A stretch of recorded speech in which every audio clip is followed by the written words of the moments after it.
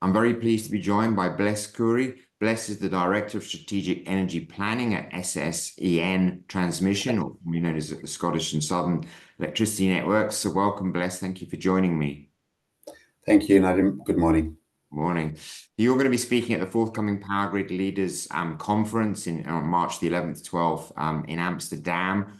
Obviously, lots to talk about, and in your role there as the Director of Strategic Energy Planning, I guess is quite a key role, and we're looking at the next decade, or next 2 decades of significant ramp up in renewables, and obviously lots of wind, particularly from where you're located, coming into the system. What are some of your sort of overall challenges, both in coping with that increasing amounts of renewables, but also the challenge of having to sort of scale up capacity as well? So what are some of your initial thoughts, I guess, at the sharp end of keeping a network running under changing conditions? Thanks, Nadim. So we have a number of challenges we have to face into. So the first one is we obviously need to accommodate the actual connection of the renewable resources. So in our area in the north of Scotland, it's mainly the offshore wind, which is there's clear policy positions and significant volumes. We're talking 11 gigawatts by 2030. Wow. Yeah, that's a lot. It is. And also there is a significant onshore renewables, such as onshore wind, solar, and some supporting technologies such as pumped storage and battery storage as well. So obviously connecting these requires us to build the physical infrastructure to connect them to the wider transmission network. But if you look at the characteristics of our network, our peak demand currently is sitting at around 1.3, 1.4 gigawatts. Mm-hmm. And the total installed generation capacity today, as we speak, is about 11 gigawatts, of which just over 10 gigawatts of that is renewable.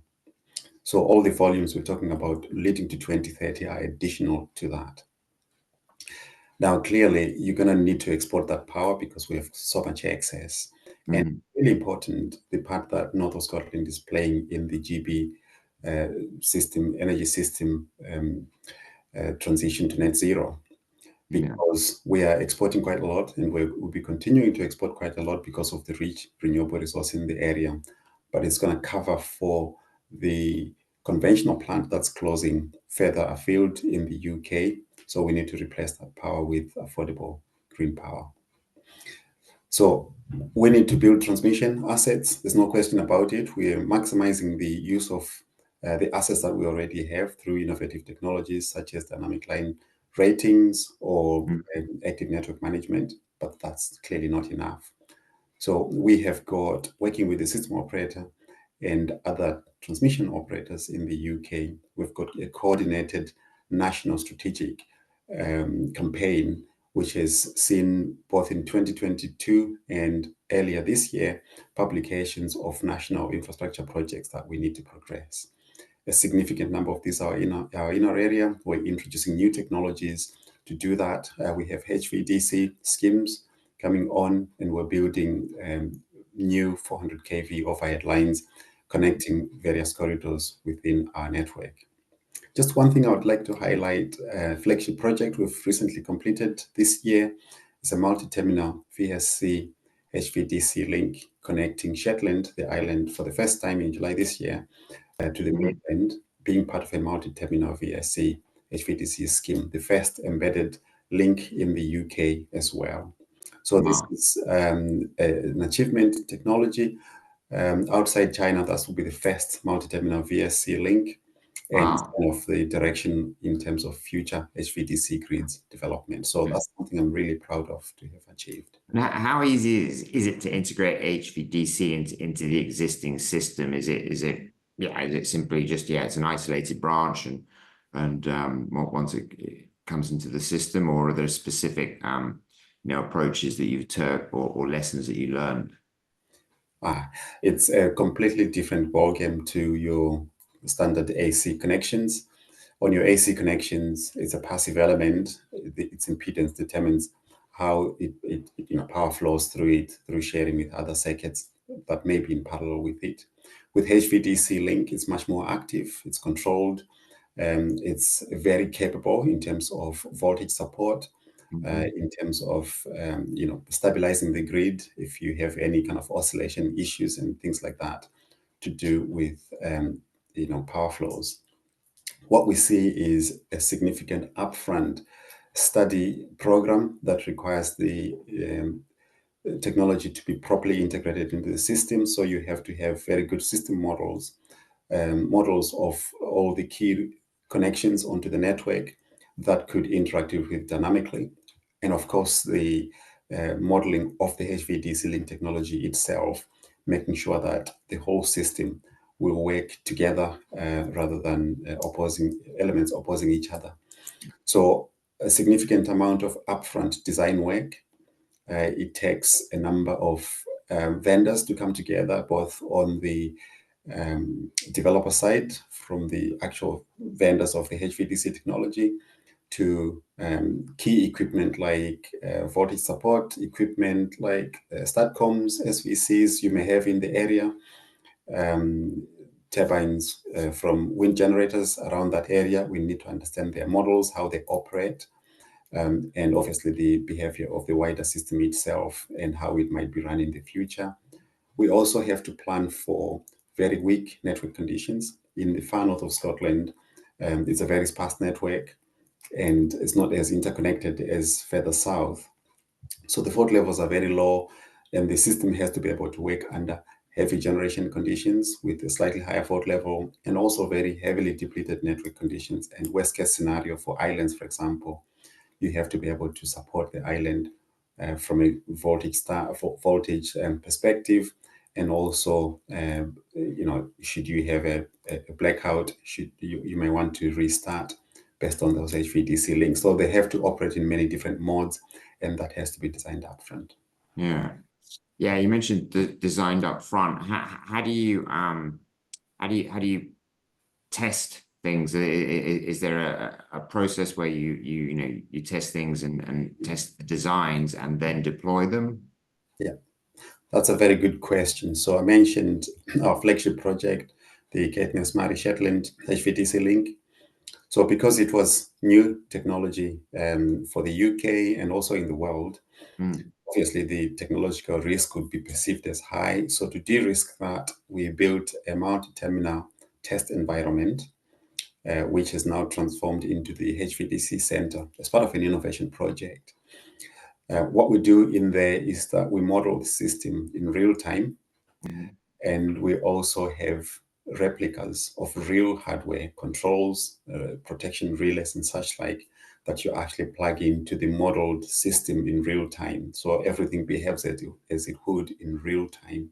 That then allows us to put many different conditions that we would expect in the system: high generation output, low generation output, high system strength, low system strength, elements of the system missing, perhaps due to a fault or outage on a maintenance outage, simulating the behavior of the network under fault conditions, faults on the HVDC system itself, faults on the ACC network, making sure all the controllers work properly, all the protections work properly. So that work is now replicated on many other aspects. The HVDC Center does work for projects within the UK and some parties as well external to the UK.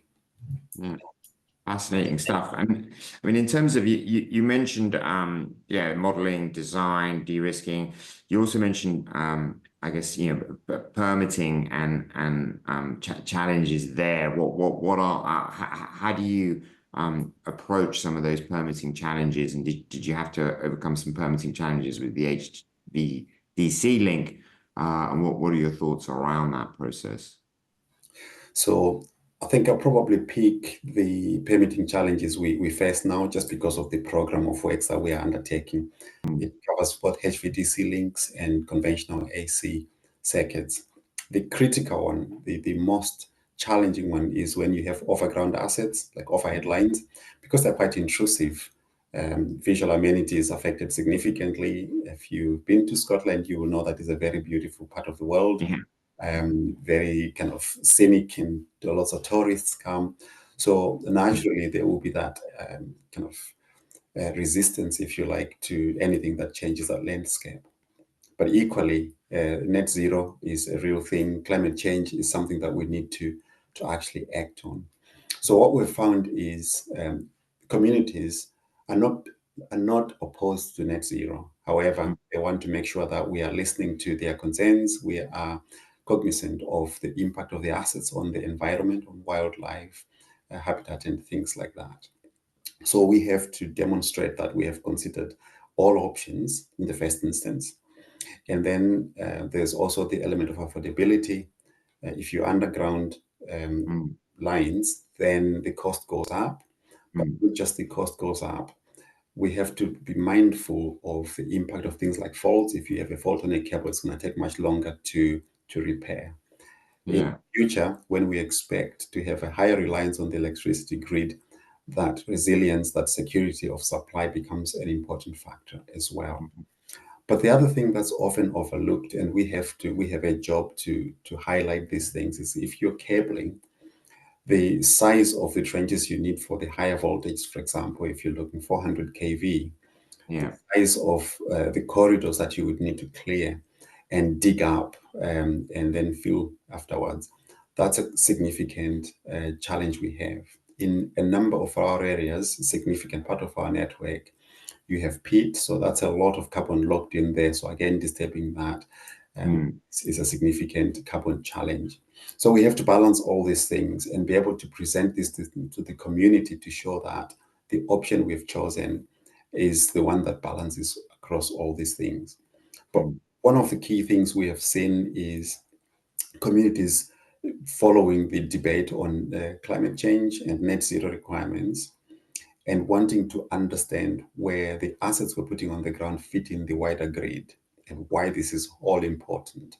Increasingly, we have seen the community wanting to hear this from the government's own mouth, from the regulators' own mouth, why it's important.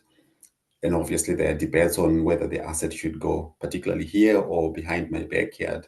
But those tend to be secondary. Upfront, people want to understand how the whole picture fits together. And you mentioned interestingly around pumped hydro and the role that that can play. Is that an effective stabilizer in the system in terms of being able to provide sort of longer term consistent power as opposed to maybe batteries which are less less reliable, or certainly from a seasonal sense. So in terms of the overall path of the development of the network with, I mean, you mentioned also offshore wind, solar, batteries, and pumped hydro. I was just curious around the role of pumped hydro in helping modulate the frequency of on the transmission grid and what some of the value of those assets are. So I'll just perhaps just generalize in the first instance, then talk about specifically about hydro. So storage is very kind of strategic on our part of the network for various reasons. So as you say, you can regulate frequency based on storage in general, things like batteries, pumped hydro.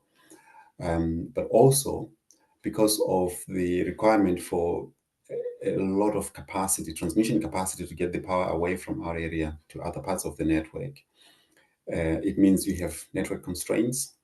So if you go on the National Electricity System Operators website, you will see the level of constraints there that we have from getting power from Scotland to England is quite huge. So during the times of high renewables output, when it's very windy or solar is very output is high, if you have any capacity to store energy, that would really help reduce those constraints. So that's another advantage. In addition, storage has the capability to stabilize the grid in terms of injecting that particular fault levels and improving system strength and stability, particularly conventional technology where you have rotating machines, which is where pumped hydro really is a big mover, is a big advantage to have on your system. It provides inertia, it provides fault levels, it provides the ability to mitigate constraints, and also the fact that renewables are intermittent in nature, so it kind of bridges the gap. The fact that it's got kind of high reserve capacities means you can rely on that output for a bit longer than you would do for batteries. So it kind of ticks quite a lot of boxes. Yeah. We have a number of operational schemes as we speak today, but we also have a number in the connections pipeline. Yeah. Yeah, I understood there were plans to, A, build new projects, and B, trying to upgrade the capacity of some of the existing projects. So certainly, of course, Scotland's well placed, geologically to provide not only the wind but also that pumped hydro capacity.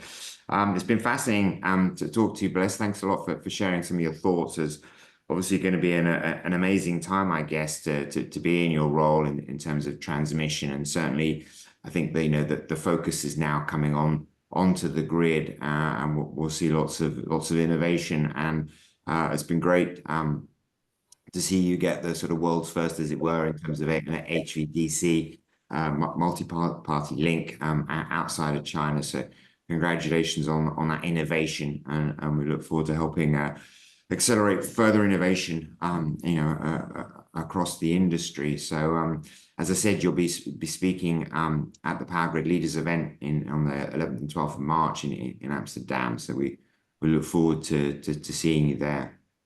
Brilliant. I look forward to speaking with you there and the wider industry as well in Amsterdam.